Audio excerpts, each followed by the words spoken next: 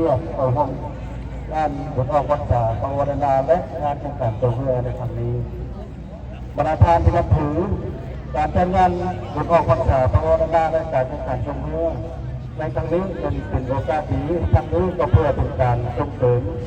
ทางงานวัฒนธรรมและศึกษาอยู่ของประเพณีอันดีงามของชาติของเขาที่พวกเขาได้สืบทอดกันมา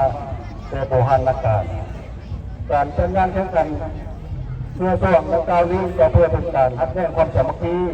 ของคนในประชาชนระหว่างบ้านต่อบ้านเมืองต่อเมืองทั้งเป็นการทุกลูกพัฒนาเศรษฐกิจสังคมของเมือง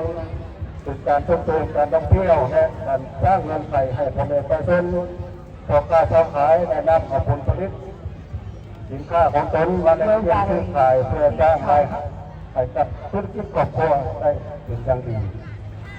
การทำงานในครั้งนี้นะครับจะประกอบเพื่อนยางตั้งหน้าจ้าขายพักเพื่อนเป็นต้น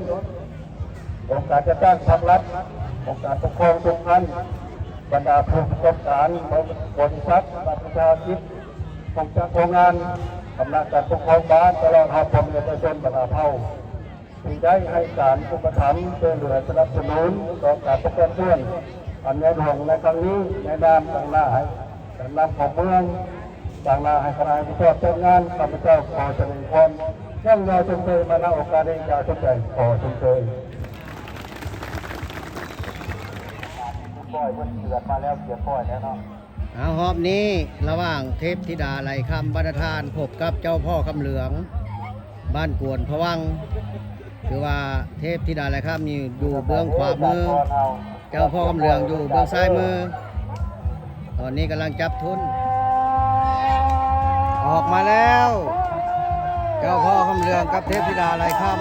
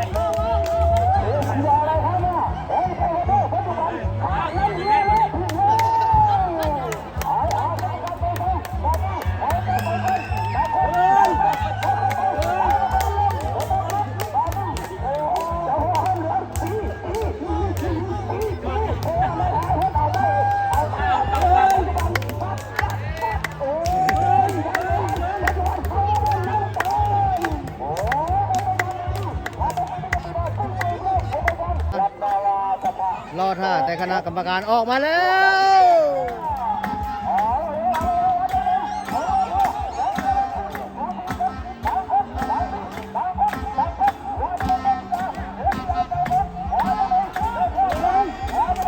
ธิดาสายผลขึ้นมาธิดาสายผลนำหน้าแล้วธิดาสายผลสุดน้อยนำหน้าแล้ว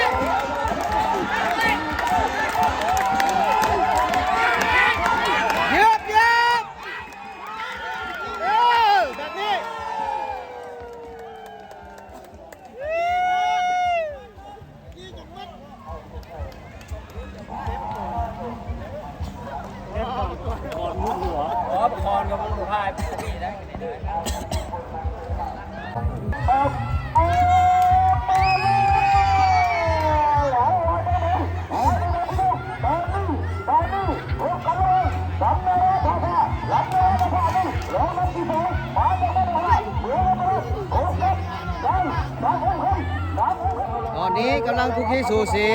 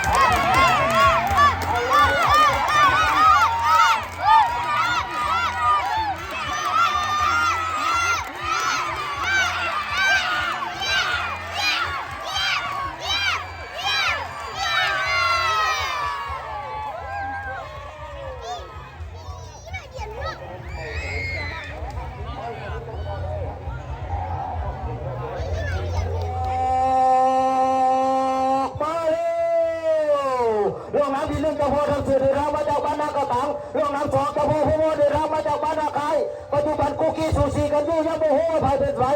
ปัจจุบันยังจียังมีกันอยู่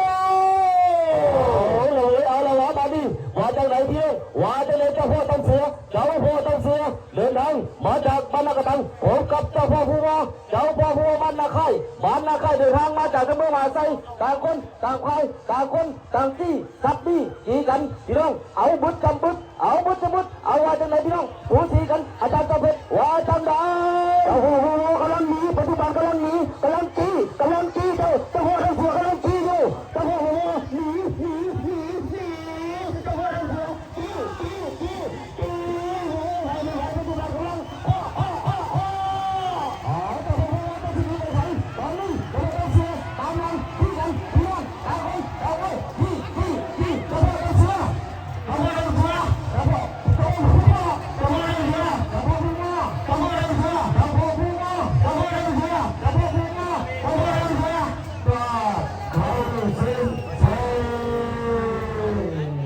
แข่งขันออกมาแล้ว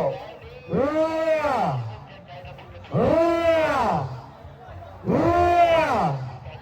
เจ้าพ่อผู้มั่วมาแล้วเรื่องน้ำที่หนึ่งเจ้าพ่อการเงินห้องว่าการเรื่องน้ำที่สองลำนาวาราภาเจ้าพาปัจจุบันยังกุกกี้สูสีกันดูยังโมโหไผ่เป็นไผ่ยังโมโหไผ่สิมียังโมโหไผ่สิกีเอาละมาเลยปีนึงจะสองลำกำลังคุกกี้สูสีกันมายังมึงบอกดึงต่างคนต่างเบ็ดต่างคนต่างจี้ต่างคนต่างมีเอาหัวใจเลยสูสีกันเอาเลยพี่น้องว่าเลยอาจารย์เจ้าเพชรว่าจังได้เจ้าพ่อการเงินกำลังหนีปัจจุบันเจ้าพ่อการเงินกำลังหนีปัจจุบันเจ้าพ่อการเงินหนีลำนาวาราภาจี้ต่างคนต่างเบียดต่างคนต่างเสียต่างคนต่างสีต่างคนต่างหนี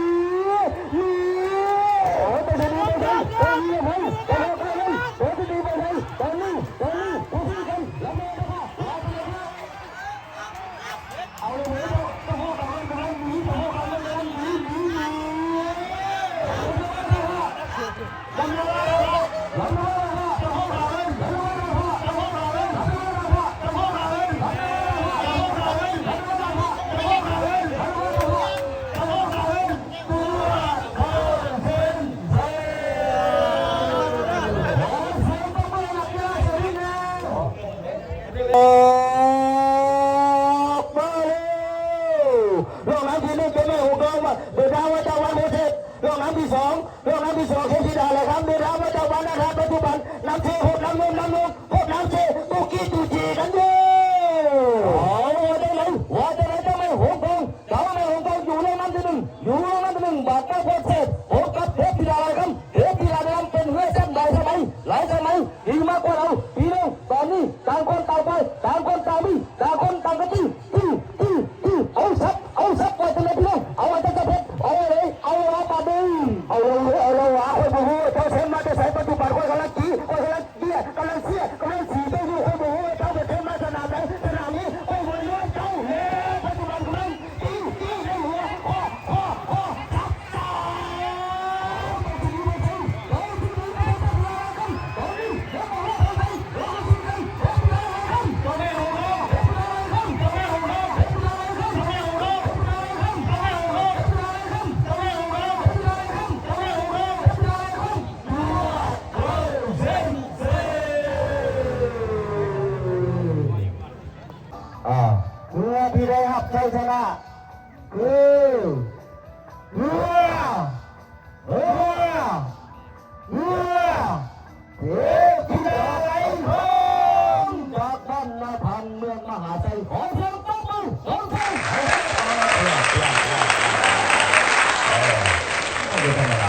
อ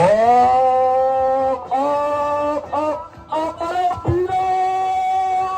งเราว่าจังไหนว่าจะได้เทพธิดาสายฝนเทพธิดาสายฝนอยู่แล้วที่หนึ่งเทพธิดาสายฝนอยู่แล้วที่หนึ่งมาจากบ้านอะไรเมืองมาใส่โอ้กับเทพธิดาสายพินเทพธิดาสายพินมีแต่เทพกับเทพพี่น้องเทพหมูใครเป็นใครจากกันตาตอนนี้เรื่องกุกขี้กันเอาต่างคนต่างไปต่างคนต่างที่ต่างคนต่างที่พี่น้องเอาสักเอาจะเปิดว่าจังไหนเอาเลยว่าอีการชันเพชรเอาเลยปัจจุบันเทพธิดาสายพินกำลังหนีปัจจุบันเทพธิดาสายพินกำลังหนีเทพธิดาสายพินปัจจุบันกำลังเทพธิดาสายพินกำลังหนีเข้าเรือแล้วปัจจุบันหนีเข้าเรือแล้วคุกกี้ซูชิดูดีกันเยอะพี่น้องเอาเรื่องของใครเป็นใครเรื่องเทพธิดาสายพินเทพธิดาสายพินไปไหนไปไหนข้าวดิไปคนเดียวตอนนี้ต่างคนต่างกันดิเอาทุกทีกันเพื่อแล้วเอาสักมันจับมันเอาเลยอาจารย์คนละเทพธิดาสายพินเทพธิดาสายพินเทพธิดาสายพินเทพธิดาสายพินเทพธิดาสายพินเทพธิดาสายพินเทพธิดาสายพินเทพธิดาสายพินเข้าเส้นชัยโอ้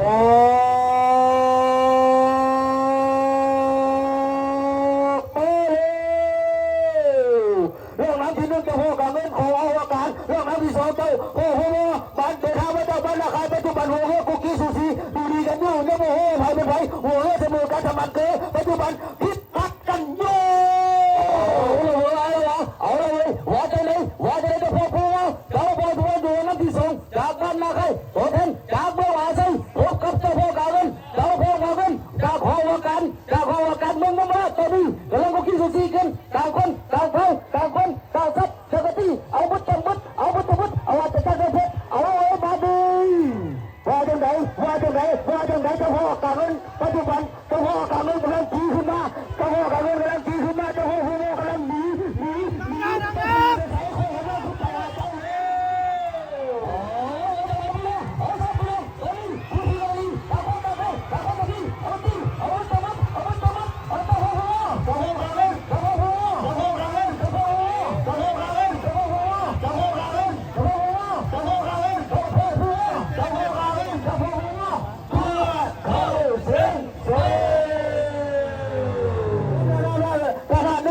ปัจจุบันหัวเรือเสมอการทำมันเคยนั่นเองไผ่เป็นไผ่ปัจจุบันยังกูกี้ดูดีกันด้วยหัวไผ่จะหนีหัวไผ่จะจีเอ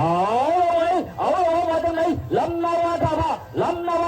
เรานำที่หนึ่งจากบ้านดาภาพบกับเจ้าของคำหอมทองคำจากของการที่ท่านเป็นผู้ส่งเขามาประกวดว่าจากไหนตอนนี้กำลังกูกี้ซูซีกันต่างคนต่างไปต่างคนต่างมีต่างคนต่างกันที่เอาบุตรเอาอาจารย์เพชรว่าจากไหนเอาละวะนักโหกันกำลังหนีลำนาวาดาพากำลังตีกำลังหนีเราคันหนี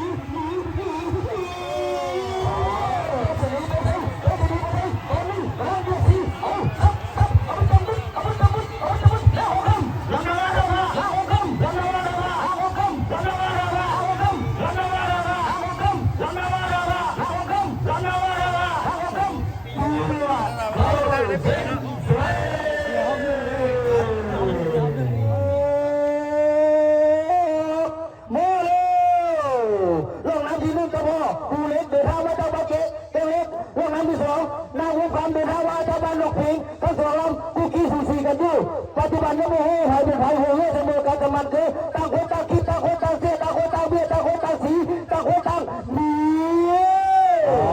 เจ้าสีนี้ไปใส่เจ้าสีนี้ไปจะเป็นผู้เล็กก่อนนี้หัวนี้ผมกันระวังนางแม่นางหัวคำของนั้นที่สองจากบ้านนกพิงพบกับเจ้าพ่อผู้เล็กจากหัวที่หนึ่งไปกันต่างคนต่างที่เอาซับเอาบีเอาบุตรเอาจะไหนอาจารย์เพชรเอายากันต่อใจเพชรเอาล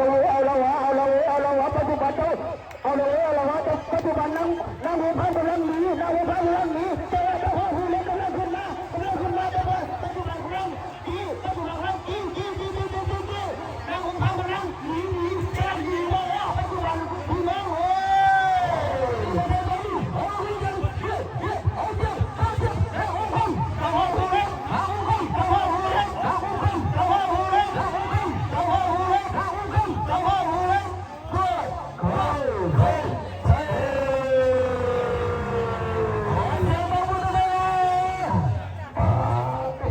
คนใดกันออกมาแล้วเฮ้ย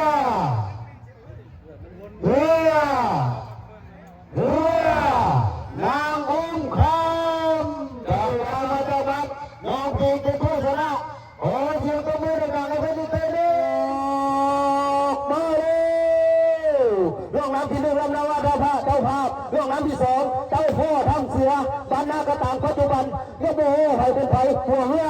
เสมอกันแต่มันคือซับต่างคนต่างซับต่างคนต่างเบี้ยต่างคนต่างเสียต่างคนต่างสีต่างคนต่างดีต่างคนต่างมีอ๋อเจ้าสิริไปใส่เจ้าสิริไปใส่ตะโบตั้งเสือตะโบตั้งเสือลำที่สองจากนากระตังพบกับลำนาวาตาพะเจ้าภา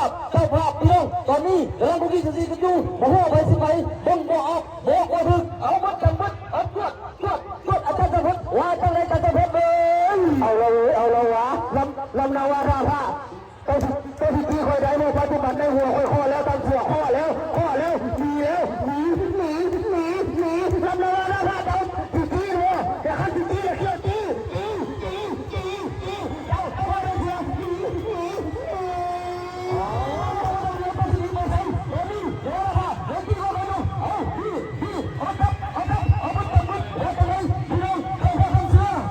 ลำนาวาราภาลำนาวาราภาลำนาวาราภาขบวนเสือปวดเขาเส้นเส้น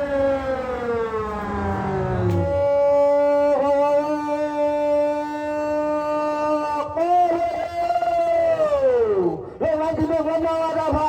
เจ้าภาพเราเรื่องราวที่สองนางวันพันเดินทางมาจากวันบุกปีปัจจุบันหัวเยอะเสมอการสมัครคือโอ้โหหายไปไหนน้ำเตะกระจายปุ้งปาอยู่พี่น้องเอาเลยมาจะเลยลำนาวาตาพะลำนาวาตาพะจะดึงจากบ้านนภาพบกับนางอุ้มคำลำที่สองจากบ้านน้องปิงต่างคนแล้วก็จูซีกันต่างคนต่างมีต่างคนต่างมีพี่น้องยังหัวลงไปยังบอกมาถึงอาจารย์พบว่าจะไหนยาวกันเลยเอาเลยพี่น้องปัจจุบันหัวเยอะเสมอกันสมันเกิดอยู่ในหัวข้อแล้วในหัวท่าผ้าข้อแล้วกำลังจะหนีกำลังจะตีกำลังจะตีตอนนี้เป็นนางองค์พามีกำลังจะตีนางองค์พามีปัจจุบันลำนาวาตาพะกำลังหนีกำลังจะหนีขึ้นไป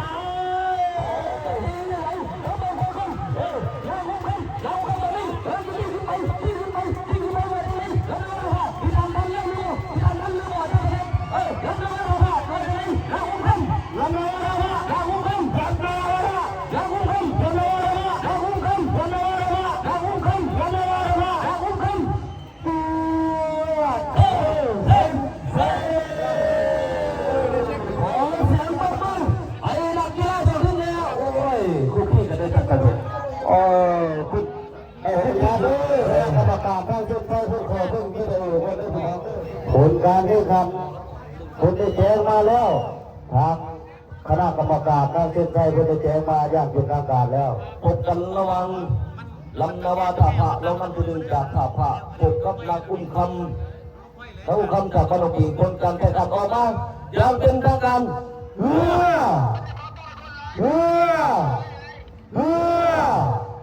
นางอุ้มค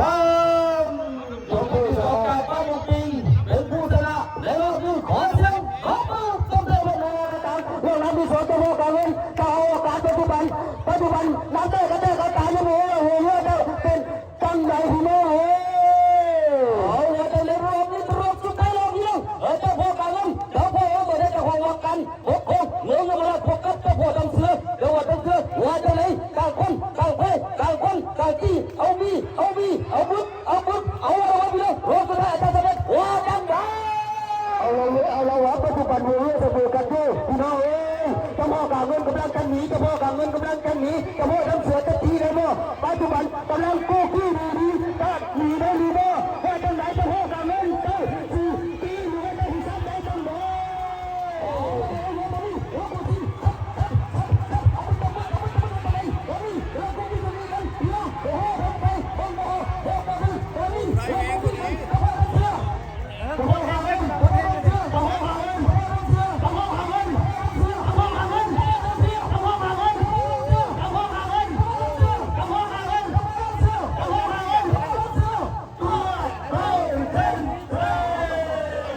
ไม่ต้องเป็นทางการแล้ว